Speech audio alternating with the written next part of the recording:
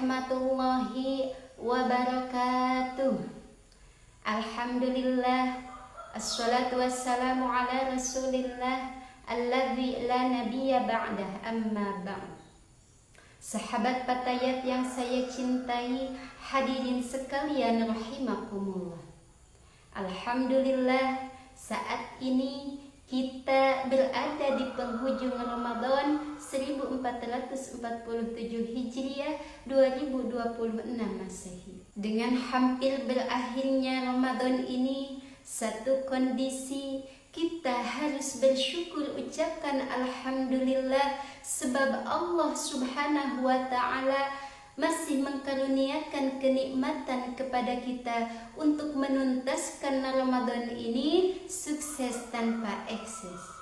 Sehingga dalam beberapa hari ke depan, insya Allah kita akan berjumpa dengan hari kemenangan, yakni Idul Fitri. Akan tetapi dalam kondisi yang lain, kita pun harus bersedih, sebab kita akan berpisah dengan satu bulan yang mana di dalamnya penuh dengan kemuliaan. Bulan setiap kebaikan pahalanya dilipat gandakan, setiap doa-doa mudah dikabulkan, dan setiap keburukan dekat dengan pengampunan. Kendati demikian, kita tidak boleh berputus asa. Semoga Allah Subhanahu wa taala mempertemukan kita dengan Ramadan selanjutnya. Hadirin rahimakumullah. Dalam kesempatan yang berbahagia ini, perkenankan saya menyampaikan ceramah singkat dengan tema ihsan sebagai manifestasi atau perwujudan puasa yang benar.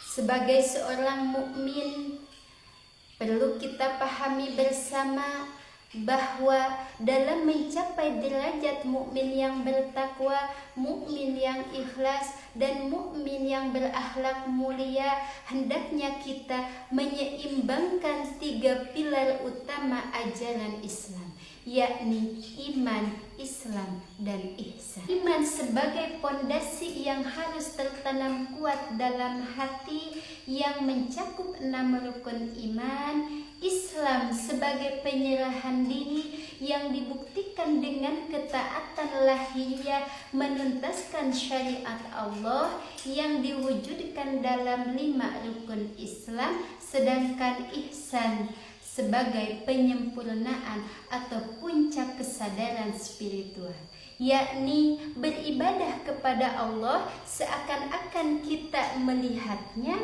Jika tidak mampu, sadarilah bahwa Allah senantiasa melihat kita.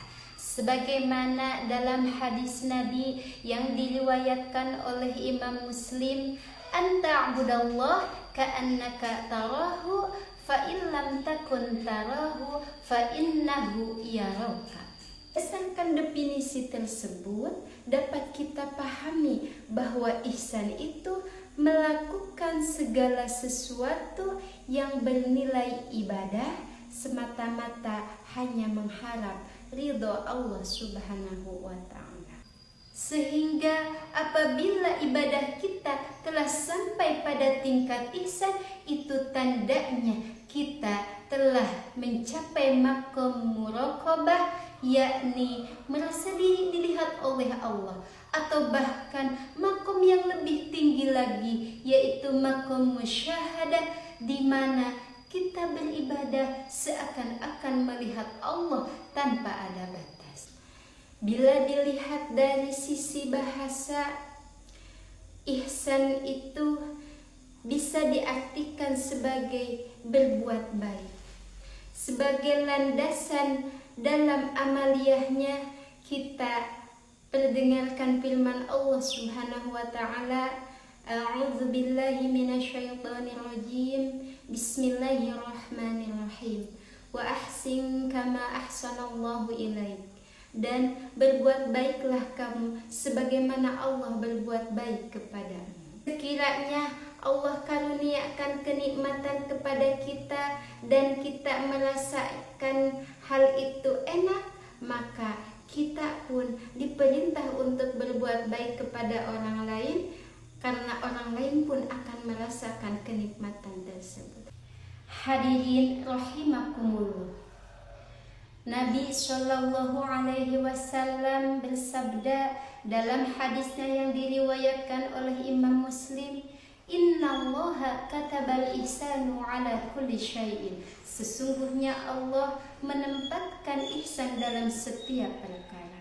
Itu tandanya ihsan bisa diwujudkan dalam situasi dan kondisi apapun, serta dalam posisi dimanapun. Sebagai contoh ihsan dalam sholat, kita bisa mewujudkannya dengan berusaha sholat khusyuk dan menyempurnakan syarat dan rukunnya. Ihsan dalam hidup bersosial, kita bisa mewujudkannya dengan saling menghormati dan menghargai antar sesama. Ihsan dalam bersedekah, kita bisa mewujudkannya dengan tidak mengungkit-ungkit sedekah tersebut dan tidak menghardik orang yang kita beri sedekah. Termasuk ihsan pun harus ada dalam puasa. Lantas, bagaimana kita menempatkan ihsan dalam puasa sehingga puasa kita berbuah takwa, berbuah ikhlas, dan mengakar menjadi amal soleh dan akhlak mulia? Yang pertama, pastikan puasa kita semata-mata dilaksanakan karena iman kepada Allah. Yang kedua, pastikan puasa kita dilaksanakan semata-mata hanya mengharapkan ridho Allah dan dalam rangka ibadah kepada Allah. Yang ketiga, pastikan puasa kita telah terpenuhi syarat dan rukun puasa tersebut. Dan yang keempat, pastikan kita menjauhi hal-hal yang dapat membatalkan puasa. Dan termasuk tingkat ihsan yang paling tinggi dalam berpuasa, yaitu ketika kita bisa menjauhi hal-hal yang dapat merusak pahala berpuasa. Dan yang kelima, sebagai kebalikan dari nomor 4, kita pastikan hari-hari di bulan puasa kita dipenuhi dengan hal-hal yang bernilai ibadah kepada Allah.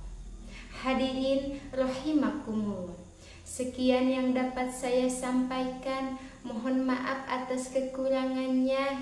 Hadanallahu wa iyyakum ajma'in. Wassalamualaikum warahmatullahi wabarakatuh.